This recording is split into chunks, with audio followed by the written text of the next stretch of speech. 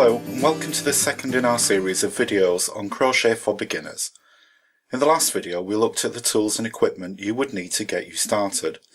In this video we will show you how to create a slip knot, how to hold your yarn and the crochet hook, and how to create a chain.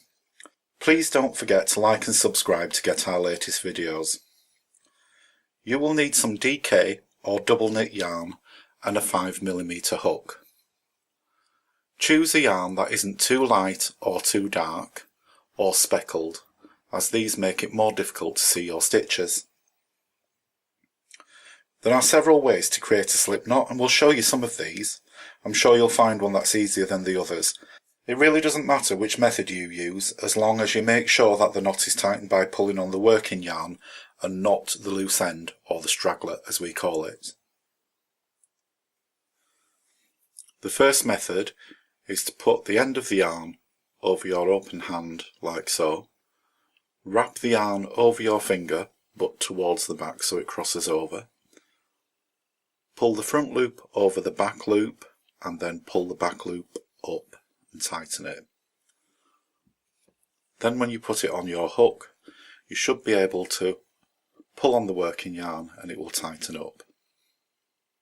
The second method is very similar, although you do it a different way around.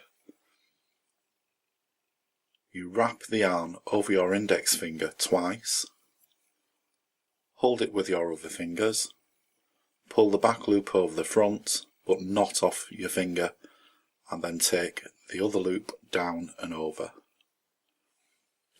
Again, when you put it on the hook, you should be able to pull the working yarn and it will tighten up. The third method is a little different from the first two.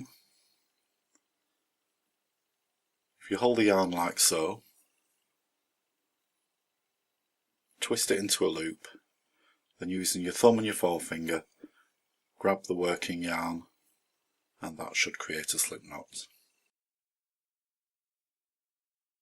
When you place the slip knot on the hook, make sure that you tighten it up on the shaft. That will give you the correct diameter of the stitch. If you tighten it up here where it's thinner, you will find that it's too tight to work with. Practice making a slip knot until you feel confident in making them. You may want to rewind the video a couple of times and watch the methods again. There are many different ways to hold the yarn and hook, and again you may need to experiment to find out which way works the best for you.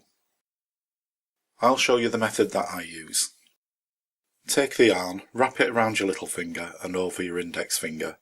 You then use your second finger and thumb to hold your work. I find this method helps to keep the tension in the yarn and helps me to get even stitches.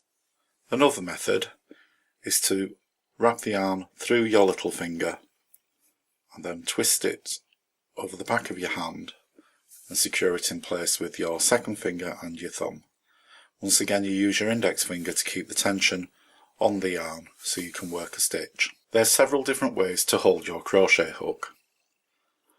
I hold mine between my thumb and my forefinger and just rest the rest of my fingers on it, the way most people would hold a knife.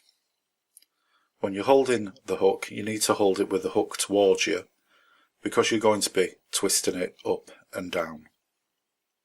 Some people hold the hook like it's a pen, and that's quite alright too. However, it does make twisting the hook a little bit more difficult. I also find that this way of holding the hook can tend to make my wrist ache. Create a slip knot using any method that you choose and place the yarn on the hook. Now you'll notice that the straggler, or the loose end, is reasonably long. And we keep it quite long because it makes it easier when weaving in later. Now hold the hook with the hook facing towards you. That way you can move it up or down. So to create our first stitch in the chain, we're going to turn the hook up, move it from front to back under the yarn and twist it down towards us. This is what we call yarn over. Pull the loop on the hook up a little bit and pull the yarn through the hole, and that's your first chain. twist the hook back up, under the yarn, catch it, turn it forward and down and pull through the hoop. So we'll yarn over, pull through, yarn over, pull through. When you've got a couple of stitches on your hook, you may want to move your grip further up. We'll just make it easier when making the rest of the chain.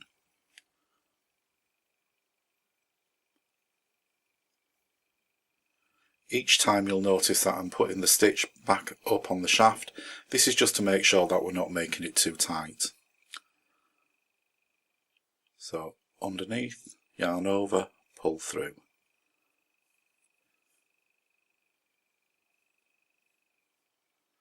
You'll notice that I'm holding the hook quite loosely in my hand, so I'm not gripping it tightly. This gives me the freedom to move the hook around. You will also notice that I'm not using my right hand to hold the work in any way, it's only holding the hook. So keep making a chain as long as you like.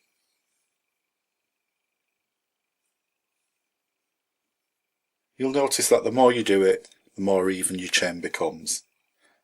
Don't be afraid to pull your work back and start all over again. The more you practice, the better you'll get at it.